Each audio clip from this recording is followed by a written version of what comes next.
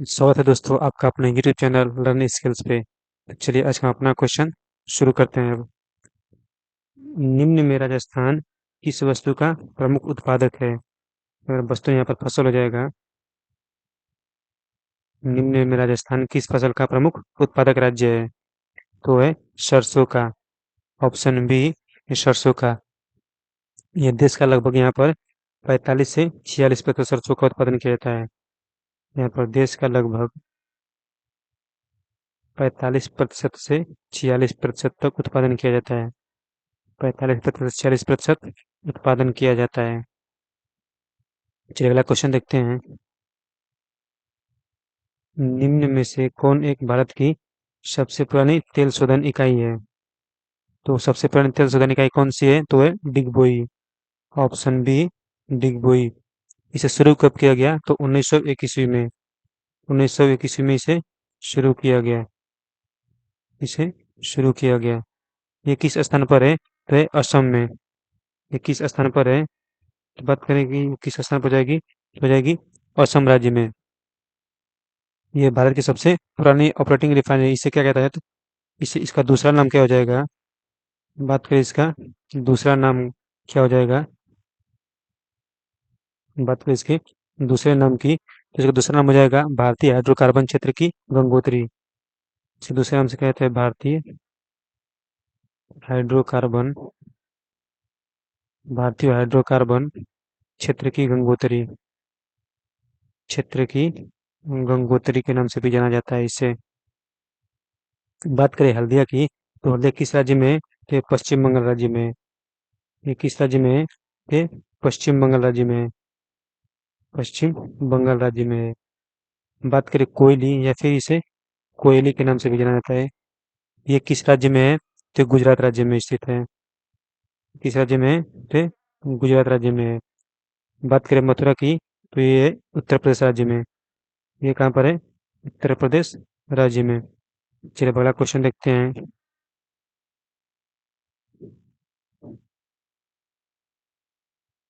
निम्न में कौन सा भारत का राज्य कोयले का सर्वाधिक उत्पादन करता है? तो कौन सा राज्य जो कोयले का सर्वाधिक उत्पादन करता है?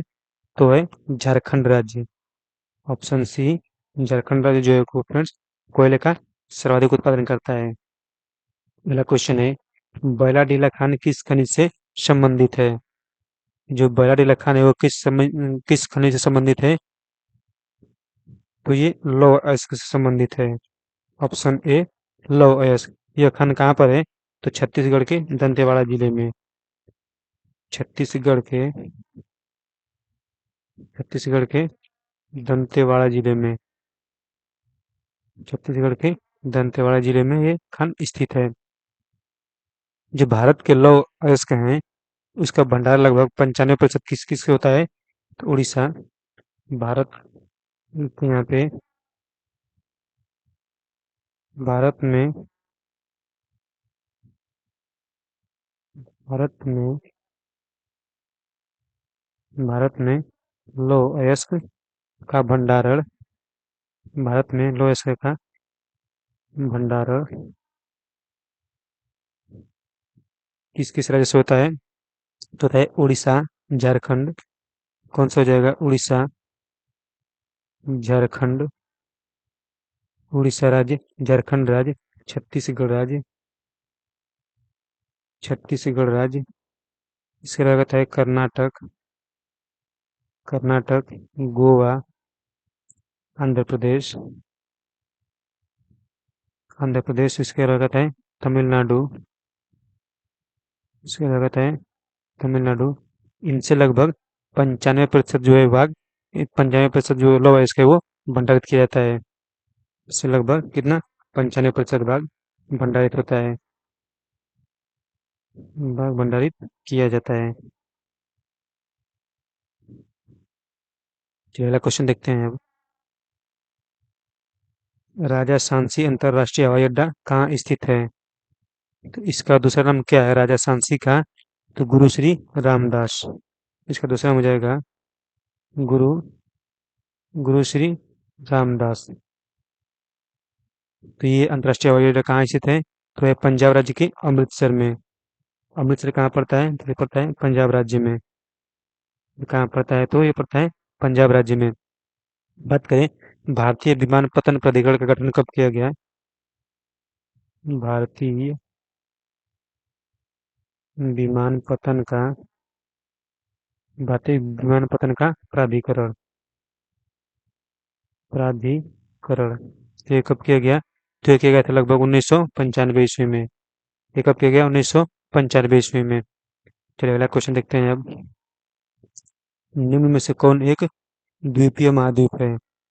इनमें से कौन एक द्वीपीय महाद्वीप है? तो हो जाएगा ऑस्ट्रेलिया। Option D Australia.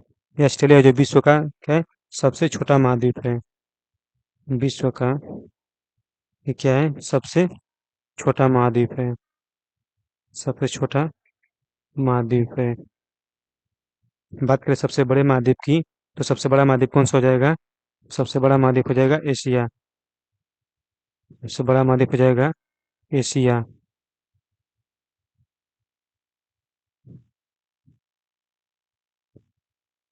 ये जो ऑस्ट्रेलिया द्वीप है ये जो ऑस्ट्रेलिया है वो चारों तरफ समुद्र से घिरा हुआ है। इसके चारों तरफ क्या है? चारों तरफ समुद्र से ये घिरा हुआ है। चारों तरफ समुद्र से घिरा हुआ है। घिरा हुआ है। यह महाद्वीप कहाँ पर है? तो यह दक्षिणी गोलार्ध में स्थित है। यह कहाँ पर है? तो यह दक्षिणी गोलार्ध में स्थित है। चलिए अगला क्वेश्चन देखते हैं अब। मेडागास्कर द्वीप कहाँ स्थित है? मेडागास्कर द्वीप कहाँ स्थित है? बात करें द्वीप की, तो द्वीप किसे कहते हैं? तो द्वीप की जो जिसके चारों तरफ जल का विस्तार या फिर जल होता है उसे द्वीप कहते हैं। द्वीप जिसके चारों तरफ जिसके चारों तरफ जल का विस्तार पाया जाता है। जिसके चारों तरफ जल का विस्तार पाया जाता है उसे द्वीप कहते हैं। तो मेडागास्कर द्वीप कहाँ पर स्थित है? तो है हिंद महासागर में, यानी ऑप्शन ए हिंद महासागर। बात करें इसके क्षेत्रफल की तो क्षेत्रफल कितना है? लगभग 5,87,041 किलोमीटर। 5,87,041 वर्ग किलोमीटर इसका क्या है? क्षेत्रफल है। वर्ग किलोमीटर इसका क्या है? क्षेत्रफल है। चलिए अगला देखते हैं अब। और ये जो मेडागास्कर द्वीप है वो हिंद महासागर का सबसे बड़ा द्वीप है।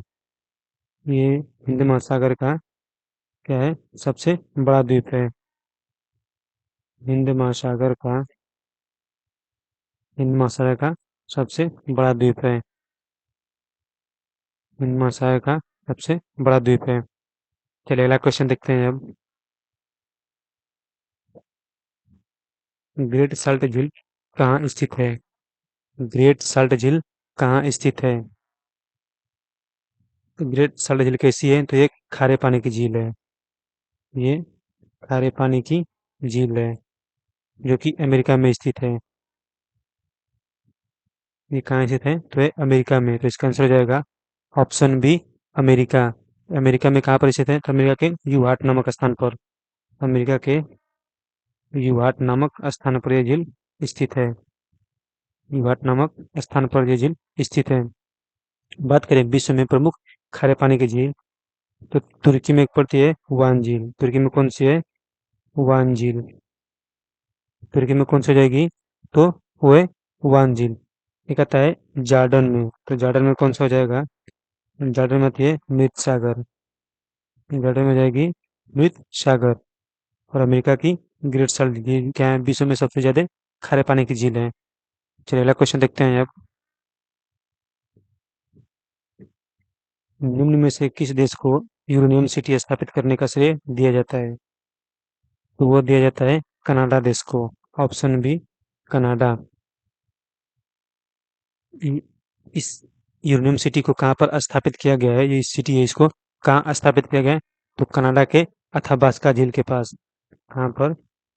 कनाडा के अथाबास्का झील के पास। अथाबास्का झील के पास। अथाबास्का झील के पास से स्थापित किया गया है। बात करें विश्व में यूरेनियम का सबसे बड़ा भंडारण की या फिर उत्पादन की, तो यूरेनियम का सबसे बड़ा सबसे बड़ा भंडारण सबसे बड़ा भंडारण वो भंडारण वो उत्पादन कहाँ पर होता है? तो होता है कजाकिस्तान में। होता है कजाकिस्तान में। चलिए अगला क्वेश्चन देखते हैं अब। निम्न में से किस निम्न में से किसको विश्व का कॉफी बंदरगाह कहा जाता है? निम्न में से किसको विश्व का कॉफी बंदरगाह कहा जाता है? इनमें से किसको विश्व का काफी बंदरगाह कहा जाता है? तो कहा जाता है सेंटोज को। ऑप्शन बी, सेंटोज को। ये कहाँ पर है? तो ब्राजील के साओ पाउलो में। ये सेंटोज कहाँ स्थित है? ये ब्राजील के साओ पाउलो में। ब्राजील के किसमें? साओ पाउलो में ये स्थित है, जिसे काफी बंदरगाह कहा जाता है। बात करें ब्राजील की, तो ब्राजील में काफी सर्वाधिक उत्पादित किया जाता है। इसमें काफी सर्वाधिक उत्पादित किया जाता है। काफी सर्वाधिक उत्पादित होता है यहाँ पे, या फिर काफी सर्वाधिक उत्पादक किया जाता है। चलिए अगले क्वेश्चन की तरफ देखते हैं अब। भारत के सीएजी निम्नलिखित में किस रूप में कार्य करते हैं? सीएजी का मतलब नियंत्रक एवं महालेखा परीक्षक। नियंत्रक एवं महालेखा परीक्षक, इसका हो जाएगा सीएजी का पूरा नाम। तो किस में कार्य करते हैं? तो हो जाएगा लोक वित्त संरक्षक के रूप में, यानी ऑप्शन बी, लोक वित्त संरक्षक के रूप में जो है सीएजी यानी नियंत्रक एवं महालेखा परीक्षक कार्य करते हैं। ये किस भाग में इनकी व्यवस्था की गई है? तो संविधान के जो भाग 5 है, संविधान के भाग 5 में जो अनुच्छेद 148 से 51 इसमें इसकी व्यवस्था की गई है। जो अनुच्छेद 148 से 148 से 151 तक में इसकी इसकी क्या की गई? व्यवस्था की गई है। इसे और क्या कहा जाता है? तो इसे राष्ट्रीय वित्त का संरक्षक कहा जाता है। इसे राष्ट्रीय वित्त का संरक्षक भी कहा जाता है। राष्ट्रीय वित्त का संरक्षक भी कहा जाता है। चलिए अगला क्वेश्चन देखते हैं अब। सर्वोच्च न्यायालय के न्यायाधीशों की नियुक्ति राष्ट्रपति और निम्न में से किसके द्वारा की जाती है? तो किसके द्वारा की जाती है? तो सर्वोच्च न्यायालय के मुख्य न्यायाधीश से परामर्श के साथ, यानी ऑप्शन डी। जो सर्वोच्च न्यायालय के मुख्य न्यायाधीश होते हैं उनकी नियुक्ति किस कैसे की जाती है? तो राष्ट्रपति और सर्वोच्च न्यायालय के मुख्य न्यायाधीश के परामर्श के साथ। फिर सर्वोच्च न्यायालय के जो मुख्य न्यायाधीश होते हैं उसकी मुख्य न्यायाधीश की नियुक्ति किस उम्र में की जाती है? तो उम्र की बात करें तो कम से कम कितनी होनी चाहिए? कम से कम 35 वर्ष। कम से कम 35 वर्ष। ये कब तक रह सकते हैं? तो अधिकतम 65 वर्ष। बात करें अधिकतम उम्र की तो हो जाएगी 65 वर्ष तक। चलिए अगला क्वेश्चन देखते हैं अब। निम्न में से कौन सा चुनाव निर्वाचन आयोग द्वारा संपादित नहीं किया जाता है? इनमें से कौन सा चुनाव है जो निर्वाचन आयोग द्वारा संपादित नहीं किया जाता है? तो हो जाएगा स्थानीय निकायों का चुनाव। ये जो लोकसभा, राज्यसभा और राष्ट्रपति है, इसका चुनाव निर्वाचन आयोग द्वारा किया जाता है। जबकि स्थानीय निकायों का चुनाव किसके द्वारा किया जाता है? तो इसके द्वारा राज्य निकाय के द्वारा। किसके द्वारा? राज्य निकाय के द्वारा किया जाता है। राज्य निर्वाचन आयोग के द्वारा। निकाय नहीं, यहाँ पर हो जाएगा निर्वाचन आयोग के द्वारा। राज्य निर्वाचन आयोग के द्वारा। निर्वाचन आयोग के द्वारा इसकी नियुक्ति कौन करते हैं? तो राज्यपाल। बात करें इसकी नियुक्ति की, तो इसकी नियुक्ति कौन करते हैं? तो राज्यपाल करते हैं। इसकी नियुक्ति किसके द्वारा की जाती है? तो राज्यपाल के द्वारा की जाती है। चलिए अगला क्वेश्चन देखते हैं अब। जिस समिति की अनुशंसा पर देश में पंचायती राज लागू किया गया उसके प्रमुख निम्न में से कौन थे? तो इनके प्रमुख कौन थे? तो थे बलवंत राय मेहता, ऑप्शन बी। जो बलवंत राय मेहता है वो पंचायती राज के प्रमुख थे। चलिए अगला क्वेश्चन देखते हैं। अगला क्वेश्चन है, सामुदायिक विकास कार्यक्रम कब लागू किया गया था? फ्रेंड्स, सामुदायिक विकास कार्यक्रम लागू किया था 2 अक्टूबर 1952 ईस्वी को, यानी ऑप्शन सी 2 अक्टूबर 1952 ईस्वी को। किसके द्वारा? तो यह था पंडित जवाहरलाल नेहरू के द्वारा। पंडित जवाहरलाल नेहरू के द्वारा। पंडित जवाहरलाल नेहरू के द्वारा। चलिए आज के लिए इतना ही, मिलेंगे अगली वीडियो में। तब तक के लिए जय हिंद।